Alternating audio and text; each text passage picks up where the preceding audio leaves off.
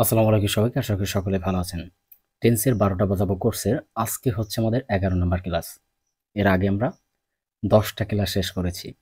তো এখনও যারা ওই ক্লাসগুলো দেখেননি, ধারাবাহিকভাবে ক্লাসগুলো দেখে আসবেন, তাহলে টেন্স নিয়ে আপনাদের আর কোনো সমস্যা থাকবে না। আজকে আমরা ১১ নম্বর ক্লাসে শিখব প্রেজেন্ট পারফেক্ট কন্টিনিউয়াস টেন্স। এই প্রেজেন্ট পারফেক্ট কন্টিনিউয়াস টেন্স কী এবং কিভাবে কাজ করে, কিভাবে সেন্টেন্স মেক করতে হয়, সব কিছু হাতে ধরে আপনাদেরকে শেখানো হবে। তো চলুন আজকের ক্লাসটা আমরা স্টার্ট করি। তো প্রথমে বলে রাখি, যারা এখন আমাদের ডিজিটাল স্কুলের ফেসবুক পেজটাকে ফলো করেনি অবশ্যই ফলো করে দিবেন, আর যারা ইউটিউব চ্যানেলটাকে সাবস্ক্রাইব করেননি অবশ্যই সাবস্ক্রাইব করে রাখবেন। চলুন এখন আমরা মূল ক্লাসে প্রবেশ করি। দেখেন, প্রেজেন্ট পারফেক্ট কন্টিনিউয়াস টেন্সের কোনো সংজ্ঞা নেই। প্রথমে এটা আপনাদের জানতে হবে এবং বুঝতে হবে। আমাদের টেন্সের আসলে সেন্সটা ধরতে হবে যে আসলে এটা কিভাবে কাজ করে, আমরা প্র্যাকটিক্যাল লাইফে এটার কীরকম ব্যবহার করি সেইটা আমাদের ধরতে হবে। ঠিক আছে? তো প্রেজেন্ট পারফেক্ট কন্টিনিউয়াস টেন্স আসলে কি? প্রেজেন্ট পারফেক্ট কন্টিনিউয়াস টেন্স, দেখেন আমি যদি সাধারণভাবে বলি, কোনো একটা কাজ বর্তমান সময়ে একটা নির্দিষ্ট টাইম ধরে চলতে থাকবে। ঠিক আছে? আবার বলতেছি, বর্তমান সময়ে কোনো একটা কাজ একটা সময় ধরে চলতে থাকবে। এরকমটা যদি আমরা বুঝি, তাহলে আমরা ধরে নেব এটা হচ্ছে প্রেজেন্ট পারফেক্ট কন্টিনিউয়াস টেন্স। কিন্তু দেখেন, এর সংজ্ঞা দিয়ে কিন্তু এটা বোঝা যাবে না। আমি প্রথমে বলেছিলাম আসলে এটার কোনো সংজ্ঞা নেই। আসলে আমরা সংজ্ঞা দিয়ে এটা আসলে বুঝতে পারি না। এই যে সংজ্ঞাটা আমি বলেছি, এইটা আমার নিজ থেকে বলেছি যাতে আপনারা বুঝতে পারেন। ঠিক আছে? তো এখন যদি আপনারা একটা সেন্টেন্স দেখেন এবং সেই সেন্টেন্সটা দেখে আসলে কিভাবে বুঝবেন এটা প্রেজেন্ট পারফেক্ট কন্টিনিউয়াস টেন্স, সেই বিষয়টা আমাদের জানা খুবই জরুরি। তো প্রথম অবস্থায় দেখেন, আপনাদের ২টা শর্ত মনে রাখতে হবে। এই ২টা শর্ত মনে রাখলে আপনারা খুব সহজে এই বিষয়টা বুঝতে পারবেন। প্রথম যে শর্তটা দেখেন, বর্তমান সময় ধরে কোনো কিছু করা বোঝাবে।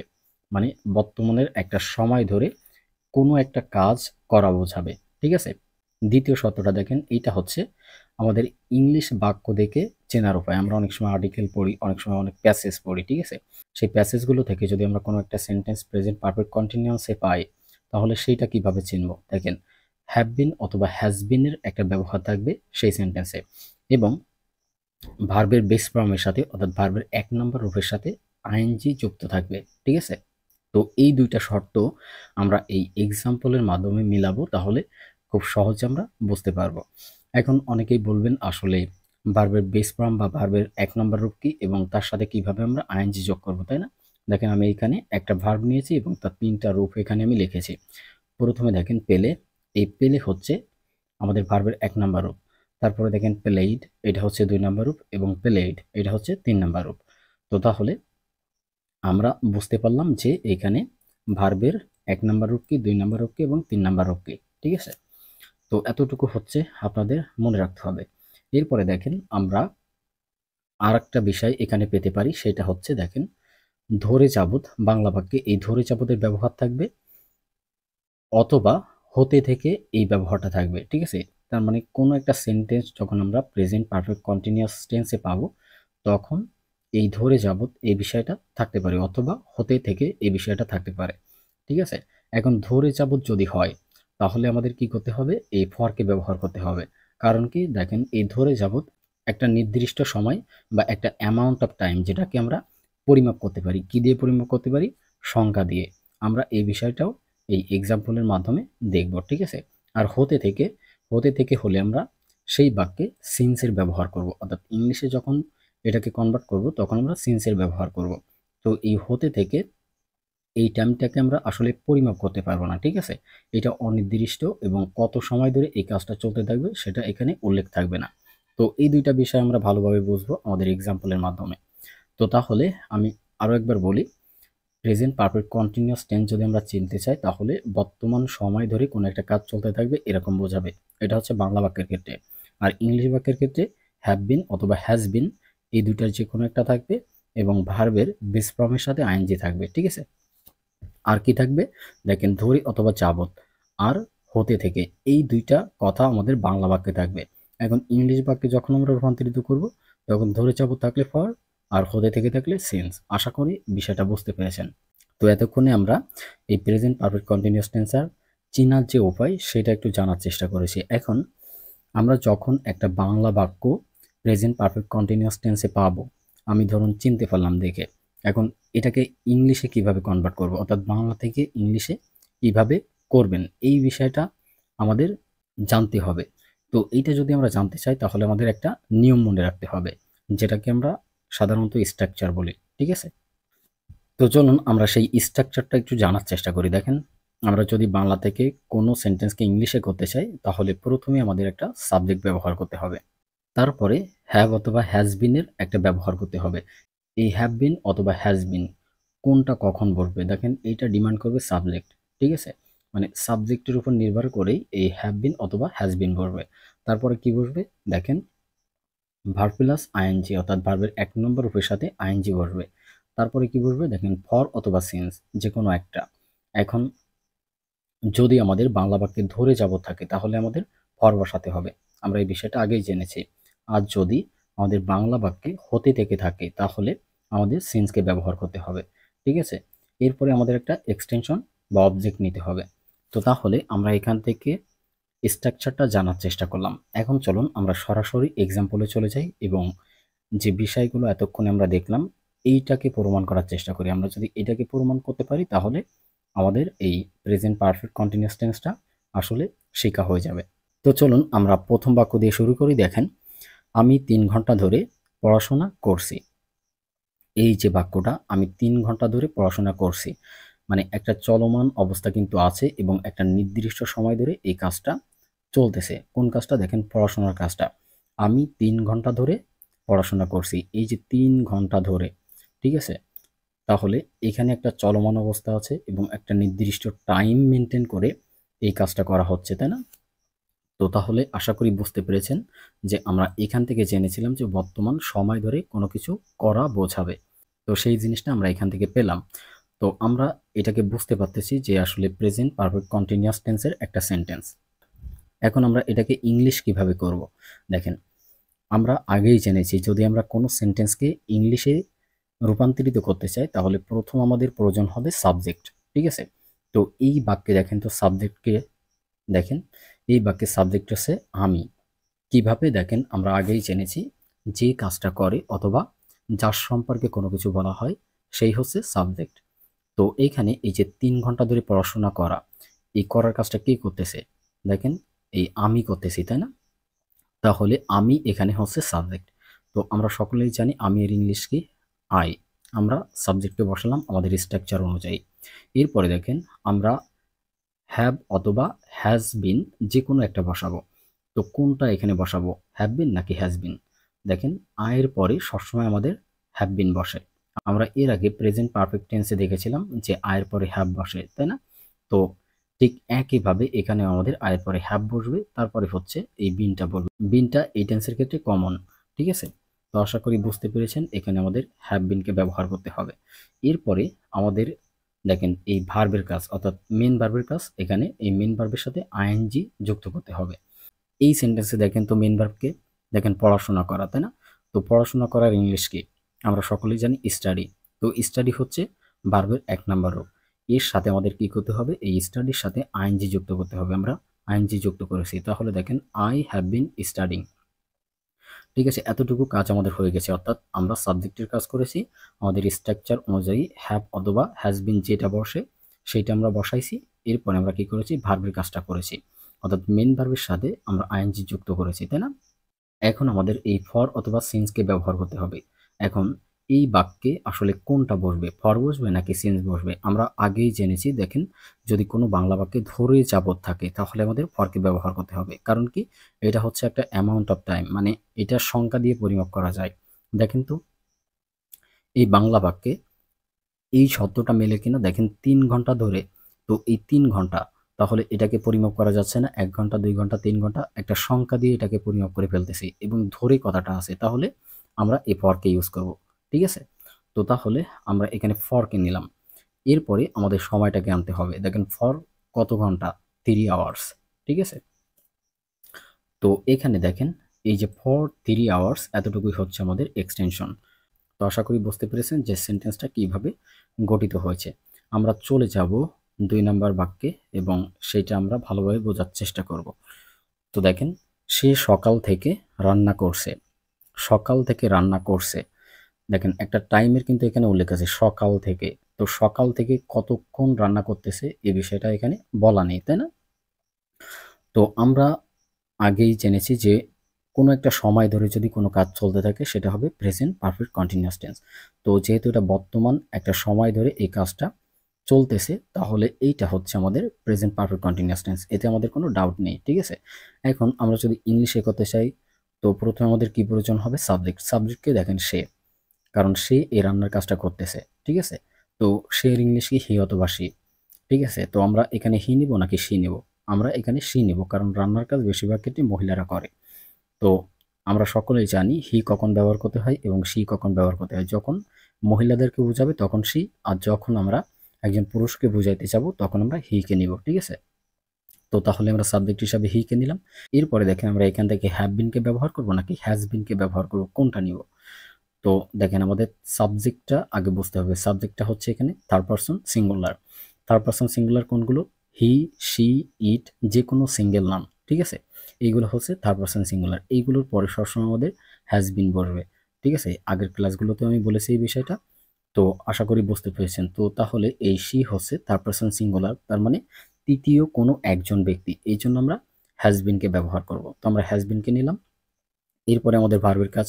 তো ভার্বটা কিন্তু এই সেন্টেন্সে কি? রান্না করা। রান্না করার ইংলিশে কুক। তো এটা হচ্ছে ভার্বের ১ নম্বর রূপ। তো এর সাথে আইএনজি যুক্ত করতে হবে, তাহলে হয়ে যাবে কুকিং।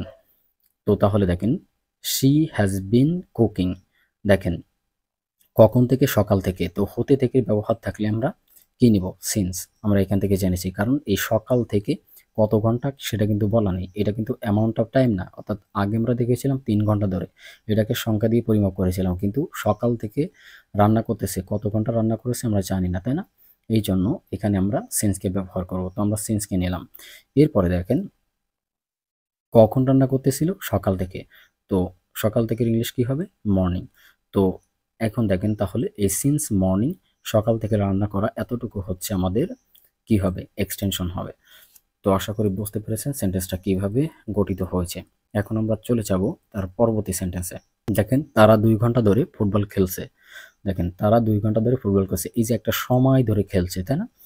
তো তাহলে বুঝতেছি এটা প্রেজেন্ট পারফেক্ট কন্টিনিউয়াস টেন্স। তো এখানে দেখেন সাবজেক্ট কি হবে? তারা, কারণ এই তারা এই ফুটবল খেলার কাজটা করতেছে। তো তারা ইংলিশ কি? আমরা সকলেই জানি দে। এরপরে আমাদের কি করতে হবে? হ্যাভ বিন নাকি হ্যাজ বিন?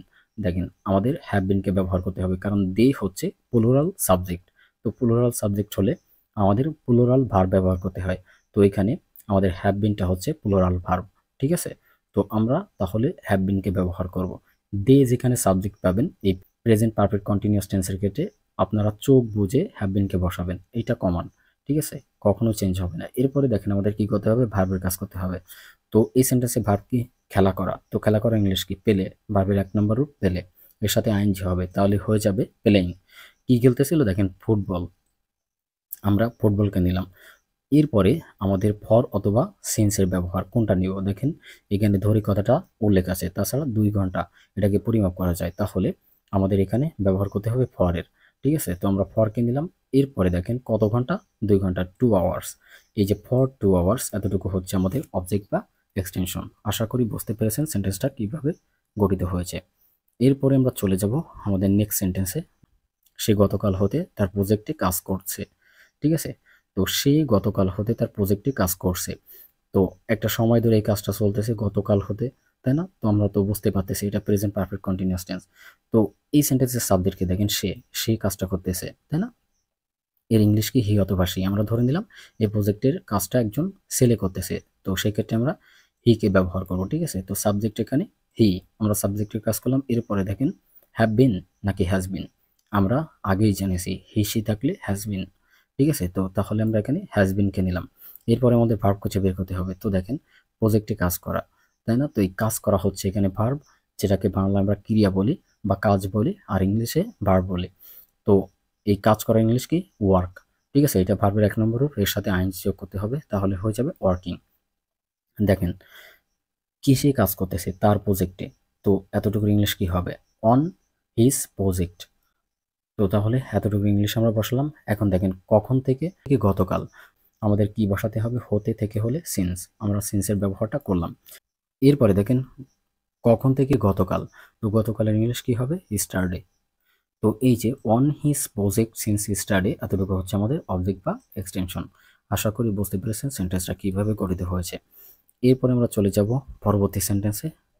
চলুন একটু দেখা যাক। আমরা 30 মিনিট ধরে বাসের জন্য অপেক্ষা করছি। দেখেন একটা সময় ধরে, 30 মিনিট ধরে, তাই না? তার মানে এটা চলমান একটা কাজ এবং একটা সময় ধরে চলতেছে।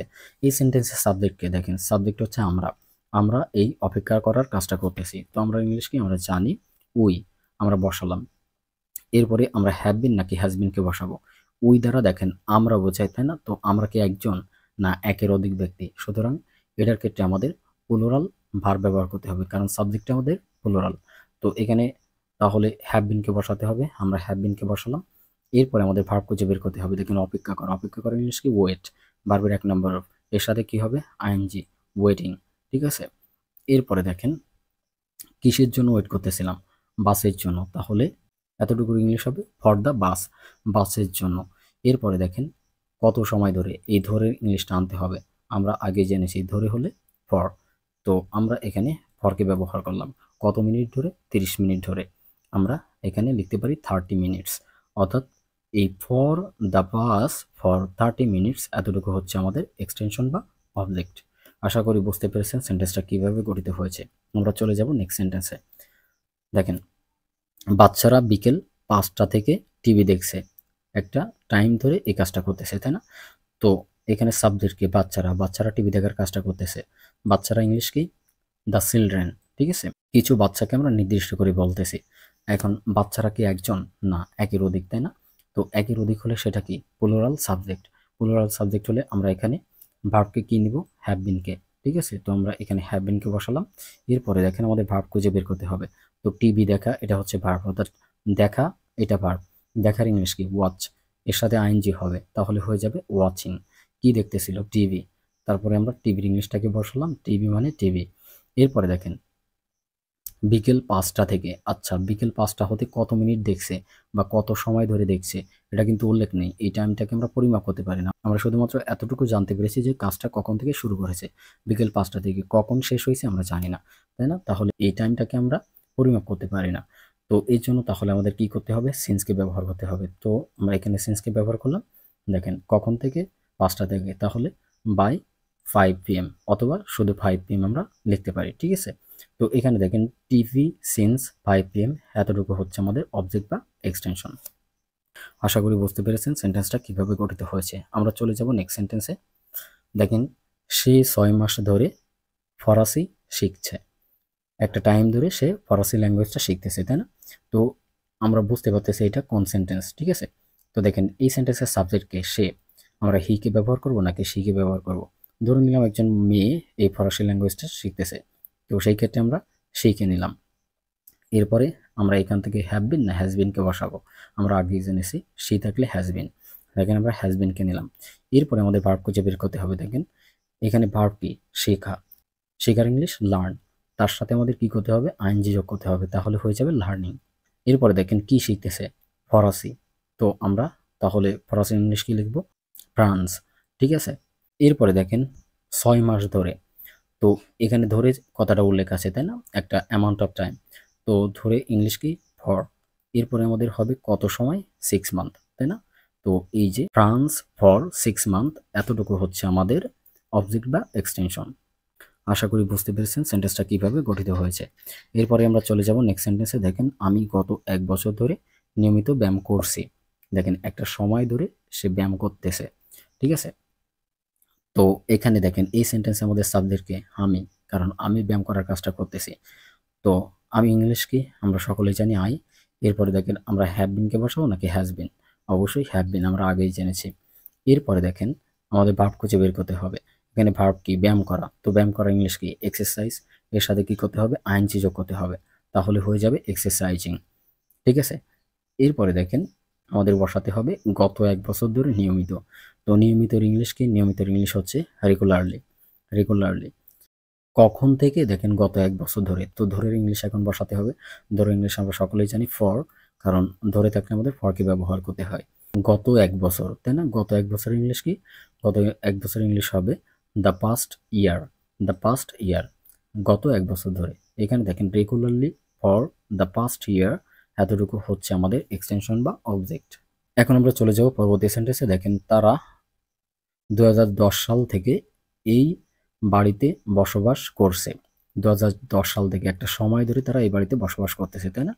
তো এখানে দেখেন তো আমাদের সাবজেক্ট হচ্ছে তারা, ঠিক আছে?